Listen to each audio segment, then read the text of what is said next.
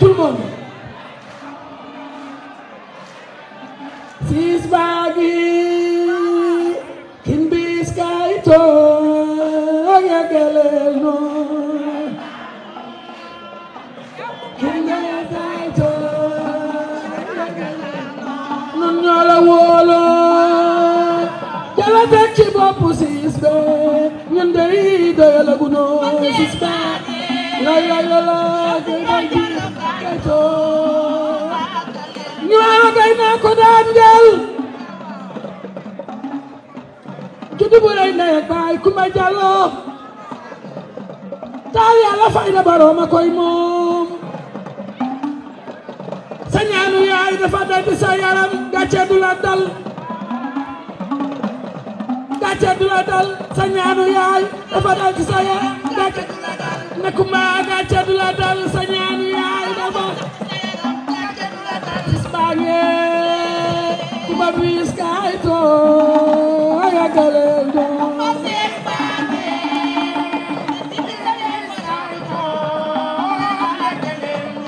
ni yagalendo nu ñepanda no to kisagina ayagalendo yo yagalendo kontaan nañu Voilà, merci beaucoup. léegi nag ñu déglu.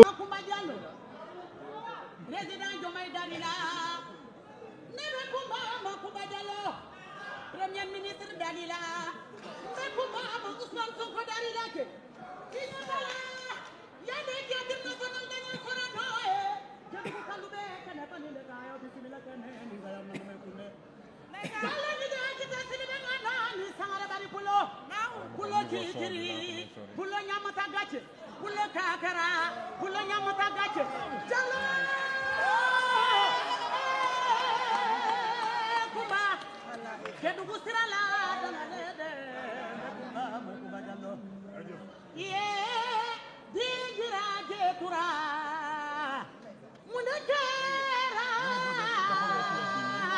wala yaro moyaro debe dambe Jallo jërëjëf merci beaucoup merci beaucoup merci jërë ngeen jëf merci beaucoup jërëjëf.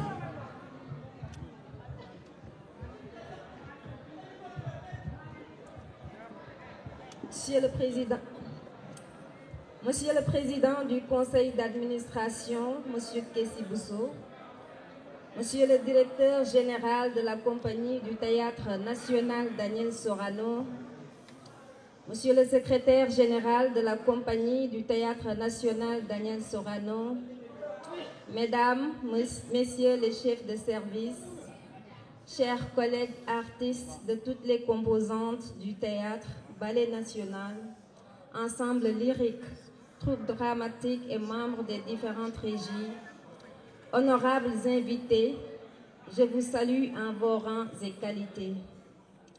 Permettez-moi de rendre grâce à Allah subhanahu wa ta'ala, de prier sur le prophète Mohammed, paix et salut sur lui, et remercier mes parents qui ont toujours manifesté à mon égard leur affection et leur soutien moral indéfectible.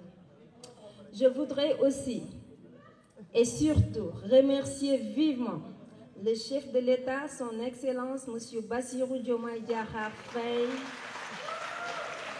qui m'a fait l'honneur, en ce jour du 22 janvier 2025, de me nommer par décret à la tête du conseil d'administration de cette si prestigieuse institution qu'est la Compagnie du Théâtre National Daniel Sorano. J'associe également à ces remerciements le Premier ministre, M. Ousmane Sonko, à qui j'exprime toute ma reconnaissance pour cette confiance qu'il a placée en ma personne en me proposant à ce poste. Je ne saurais oublier de joindre à ces remerciements Madame le ministre des Sports, de la Jeunesse et de la Culture, qui reste une alliée sûre et dont le ministère exerce la tutelle administrative sur la Compagnie du Théâtre National Daniel Sorano. Chers membres de cette auguste assemblée, En ce jour qui consacre ma prise de fonction, je mesure l'importance de la responsabilité qui sera la mienne et m'engage à l'assumer avec toute la rigueur requise. Pour une jeune juriste et artiste comme moi, prendre le témoin des mains expertes d'un oncle et non moins artiste et producteur de talent comme tonton Casey Bousso est un redoutable honneur et un challenge qui me donne des raisons de redoubler d'ardeur pour réussir cette nouvelle mission. Chers collègues, vous conviendrez avec moi que le Théâtre national Daniel Sorano n'est pas qu'une institution culturelle. Il est plus qu'un lieu de production artistique, il est plus qu'une compagnie, c'est un patrimoine qui reflète la réalité de notre héritage culturel. Fécond, le symbole de notre cohésion nationale est l'instrument principal de notre diplomatie culturelle. Je pense ainsi aux belles images des icônes du premier Festival mondial des Arts nègres. Je pense à Césaire, au président Senghor, à Daniel Sorano, à Kharbey Madiaga, à Madjojo Nying, à Sundiulu Sissoko, à Jean-Pierre Lors, à Issa Niang, à Bouli Sonko, à Abdou Mama Diouf, à Mama Soda Mama Fall et à tous les artistes dont les présences infuses bénissent ce théâtre. Consciente de tout ce legs, je m'engage à mettre à profit toute mon énergie pour soutenir la modernisation et la redynamisation de ce théâtre qui a marqué l'histoire politique et culturelle du Sénégal et aller à travers des initiatives ambitieuses à la reconquête du cœur des Sénégalais. Mon ambition est d'aider la direction générale à asseoir une politique inclusive de production, de diffusion et de formation, car la compagnie du Théâtre national Daniel Sorano est le lieu où chaque langue, chaque ethnie, chaque génération doit avoir place pour stimuler la créativité et le partage. Dans ce contexte sous-régional où les tensions sont vives, nous devons montrer au monde une image positive de l'Afrique et donner aux générations présentes et futures l'envie de s'ancrer dans un moule culturel commun. Chers collègues, chers invités, mon ambition est d'accompagner la vision Sénégal 2050 dans son volet culturel pour que Sorano retrouve son lustre d'entrant et se positionne comme un lieu incontournable de promotion de la culture africaine. Mon rôle à la tête de ce conseil d'administration sera surtout de participer aux prises de décisions stratégiques, de veiller à la conformité entre les décisions et les objectifs fixés et garantir la légitimité et la crédibilité de l'organisation auprès de l'instance gouvernementale. Par conséquent, j'engagerai mon carnet d'adresses et mes relations en étroite entente avec les membres du Conseil et la Direction générale pour atteindre nos objectifs. Quant à vous, chers artistes et délégués du personnel, ma porte reste grandement ouverte à tous, afin que nous associons nos forces et travaillions à l'amélioration des conditions de vie et de travail. Chers collègues, chers artistes, chers invités, nous avons du chemin à parcourir. Notre engagement à travailler avec éthique, dans la transparence et le sérieux, nous invite à la sérénité. Nous pouvons faire bouger les lignes. Ensemble, mais dispersés, nous ne réussirons rien de grand. Merci de votre aimable attention.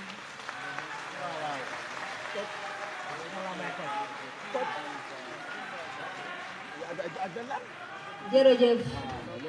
Et pour approfondir mes remerciements, je m'adresserai en wolof. Dama leen di wax jërëjëf. Jërëjëf pour ñu def tey déplacement yi ñëw ba fii ndaxte embouteillage yi bëri na. Jërëjëf sama fans club yi nga xamante ne maag ñoom xale ba tey ñi ngi ànd te bàyyiwuñu benn yoon. Jërëjëf à mes alliés, la coalition Diomaye Président bien représentée ici. Merci beaucoup, jërëjëf. Mes compagnons de guerre, comme j'ai l'habitude de le dire, Serigne Ndiaye, Abdoumaye, jërëjëf. Merci à ma famille, ma grande sœur venue spécialement des États-Unis. Tàccu leen ma ko. Ba mu méttee ba métti moo ma daan fayal jàng jërëjëf jërëjëf Awa merci beaucoup. Jërëjëf tonton Momar ci conseil yi. Merci à maman Aïssatou Aw, maman Mariam Keïta, mes voisins de la cité BCEAO ñoom ñëpp a ñëw sama papa yi sama yaay jërëjëf. Mes voisins de l'unité 3 des Parcelles Assainies ñoom ñëpp a ñëw jërëjëf. Mes amis et sympathisants, la presse ici présente bu ma limee damay juum jërëjëf. Les influenceurs jërëjëf. Mes anciens professeurs jërëjëf. ñëpp a def déplacement bi kontaan na merci di wax nag Sorano man seen doom laa te dinaa ñëw jàppale la direction générale incha allah ñu liggéey pour kër gi jëm ca kanam ak kanam merci beaucoup jërëjëf.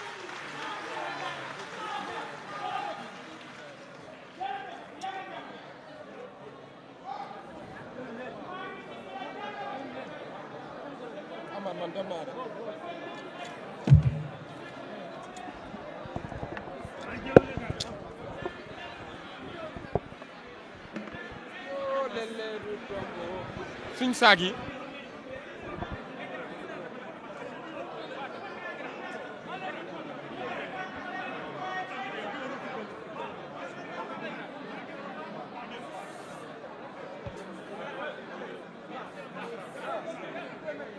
Fall Diop Fall am na leew ay waay Diop Fall mbokk yow yaa ne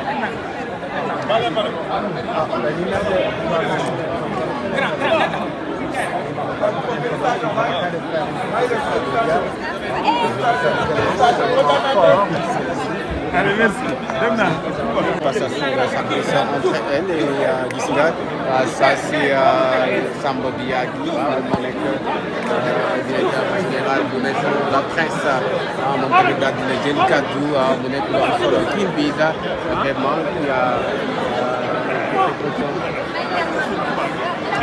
micro baax di leen sant ci teewaay bi ak mobilisation bi jërëjëf merci. Madame la présidente du conseil d'administration entrant, Madame Koumba Diallo, Monsieur le président sortant, cher ami Kessi Bousso, Monsieur le secrétaire général, Mesdames et Messieurs les directeurs généraux, directeurs et chefs de service, Mesdames et Messieurs les membres du conseil d'administration, chers collègues, chers collaborateurs, chers artistes, distingués invités. Je voudrais vous souhaiter, au nom de Madame la ministre de la Jeunesse, des Sports et de la Culture, Madame Khady Diène Gaye, et à mon nom propre, la bienvenue dans ce mythique théâtre cet après-midi, à l'occasion de cette cérémonie de passation de consignes entre Madame Koumba Diallo, président du conseil d'administration entrant, et Monsieur Kessi Bousso, président du conseil d'administration sortant. Mais permettez-moi tout d'abord de rendre un hommage appuyé à Monsieur Kessi Bousso pour son engagement sans faille à la tête du conseil d'administration du Théâtre national Daniel Sorano. Monsieur le Président, sous votre magistère, vous avez pu insuffler une dynamique de développement, accompagner les grandes réformes du théâtre et contribuer au repositionnement de cette institution. Votre sens du dialogue et votre passion pour la culture auront marqué votre passage et nous vous en sommes profondément reconnaissants. Au nom donc de l'ensemble du personnel, des artistes et de l'administration du Théâtre national Daniel Sorano, je vous adresse nos très sincères remerciements.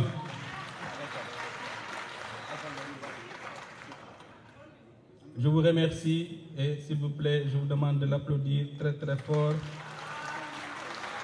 pour toute sa contribution, son engagement pour le repositionnement et le développement de cette compagnie.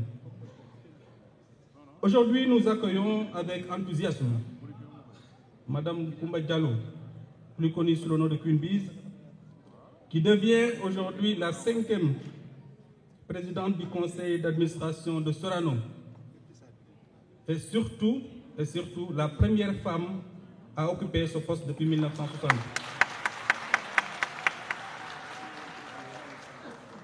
Madame la Présidente, vous héritez alors d'un lourd legs. Votre nomination est une marque de confiance des plus hautes autorités, à savoir le président de la République, Bassirou Diomaye Faye, le chef du gouvernement, M. Ousmane Sonko, et de Madame le ministre en charge de la culture, Madame Khady Diène Gaye, qui honore votre parcours et vos compétences. Vous succédez à de grandes figures telles que Tidjane Dali Ndiaye, qui est le premier président du conseil d'administration de Sorano. Vous succédez à Hassan Goumala, qui était le 2e président du conseil d'administration. Vous succédez à l'illustre fils et brillant écrivain Alioune Badara Bey. Et vous succédez également à M. Kessi Bousso, talentueux artiste connu également pour son expérience et son expertise. Nous sommes convaincus que votre leadership Sorano poursuivra son élan en consolidant les acquis, en explorant les nouvelles perspectives pour valoriser davantage son patrimoine. Vous pourrez compter sur notre engagement et l'engagement également de tout le personnel du Théâtre national Daniel Sorano pour mener à bien cette noble et exaltante mission. Cette année marque également une étape historique pour notre institution qui célèbre ses 60 ans d'existence. Une occasion unique de rendre hommage à son riche héritage et à tous ceux qui ont contribué à son rayonnement. Un événement marquant qui nous invite à revisiter son histoire, à célébrer ses succès et à envisager avec ambition son avenir. Depuis 6 décennies, Sorano est le berceau d'une expression artistique vivante et authentique. Un espace où se sont succédés des générations de comédiens, de musiciens, de danseurs, d'écrivains qui ont enrichi notre culture. Cette célébration sera l'occasion d'organiser de grands spectacles inédits, des conférences, des expositions, des rencontres internationales, afin de réaffirmer la place essentielle de notre théâtre dans le paysage culturel sénégalais et africain. À travers ces festivités, nous rendrons hommage aux pionniers qui ont fondé et porté cette institution, mais aussi à tous ceux qui continuent d'œuvrer pour son rayonnement.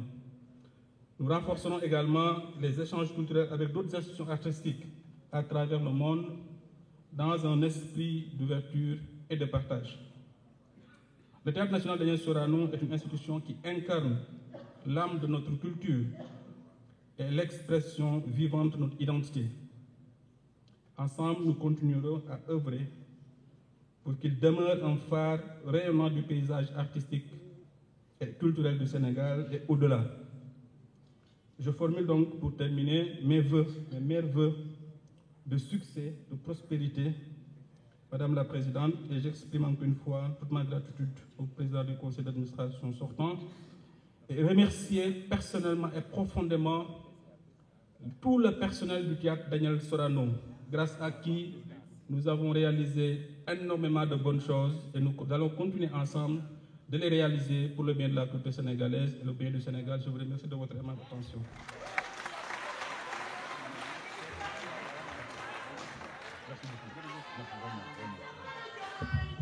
Voilà, merci beaucoup. Merci. Merci, monsieur le directeur général. jërëjëf jërë ngeen jëf jërë ngeen jëf. Mbacke leen ñu amul soxor ñëpp dem na Mbacke leen waaye mais tableau bi maa ngi lay siyaare waay kon sa Sonko maa ngi lay siyaare Diallo Dieng yàlla na sa jàmm yàgg Elisa parce que ma bëgg sama njaboot waaw kon nag ñu ngi woo Coumba Diallo Queen Biz mu avance ba nale ànd ak Rama voilà c'est ça Rama Thiam waaw moo koy remettre le cadeau ok. yéen photographe yi baax na bu baaxee rek wax leen bu baaxul ñu defal ko ba baax. man kay garaaw man garaaw moom mooy yokku Coumba daal la yàgg naa den nag man de. Donc Coumba Diallo Queen Biz veuillez recevoir le cadeau. dama ni jëlee leen ko kaw ba suuf décoré nañ ko jaaroy or ak seenu or gàcce nga la. jaaroy or ak chaîne or. yàlla na ko jig yàlla na ko takk ba mu ràmb ak jàmm ci barke. merci beaucoup merci. Coumba cadeau baa ngi nii yàlla njëriñ yaa yàgg ak ñun yërëm ñu jàppale ñu ñoo yàgg ak yow yërëm la jàppale la yow waxuma la Sorano waaye Sorano Grand Théâtre ak Sénégal mérito nga ko Sonko def na lu rafet waaye Diomaye def na lu rafet ñoom ñu la fi teg yàlla na jàmm yàgg. jërëjëf merci beaucoup. Samba Diallo la photo s'il vous plaît. Samba Diallo magam day am cadeau yàquma damay defar ngay defar yàquma teranga la suurul góor waaye da koy wan yoon jël leen ko Samba Diallo jëlalal Samba Diallo cadeau moom it yal na jàmm yàgg comme maa ngi yàq maa ngi wàcc léegi yéen ñi defar def leen. waaw kay jërë ngeen jëf merci beaucoup seen liggéey rafet na seen liggéey rafet na merci beaucoup alors veuillez rejoindre les loges du moins le public voilà jërë ngeen jëf merci beaucoup.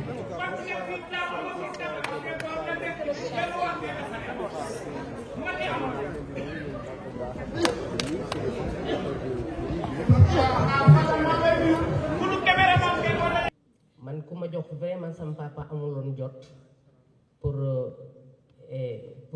kii doomam ndaxte c'était un politicien bi ma jox affection dëggantaan ci baay Pa Diallo la Pa Diallo damay ñëw këram nekk fa depuis mon enfance ba fu ma lu ma jëngu rek Pa Diallo la donc Pa Diallo témoignage bu may defal ci Coumba ci waajuram yi laa jàpp koñ bi yëpp ñëpp nee nañu Pa Diallo kuy dem di nga dénkaane sa doom Pa Diallo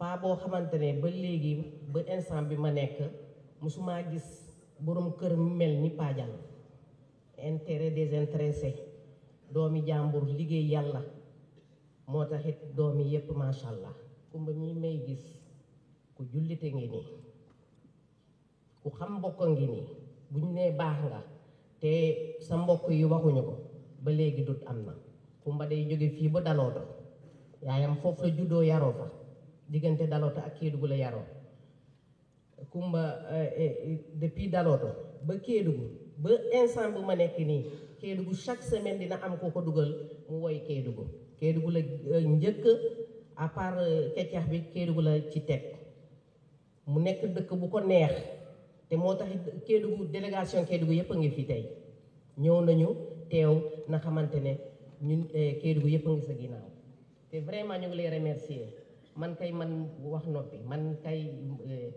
sama taaw Coumba Diallo ak si ay rakkam magam bi kii ñun ñëpp Ndey Diallo bi nekk États-Unis boobu demul des mu nekk famille bu suudee ba bëggante boo xamante ne franchement li ma mun a wax yépp ci Coumba mënuma koo wax ndaxte bu ma ñëwee Dakar man mu ñëwee bokk lal donc xam nga lu ma munta mu mun a wax du fi xej di lay ñaanal yal na yen bi oyof dina oyof sax ndaxte danga koo liggéey waajur yàlla nee na jaamu yàlla toppatoo waajur te liggéey ñett yi yépp am nga ko macha allah yal na jëm kanam te yen bi oyof loolu la amoon li ma wax.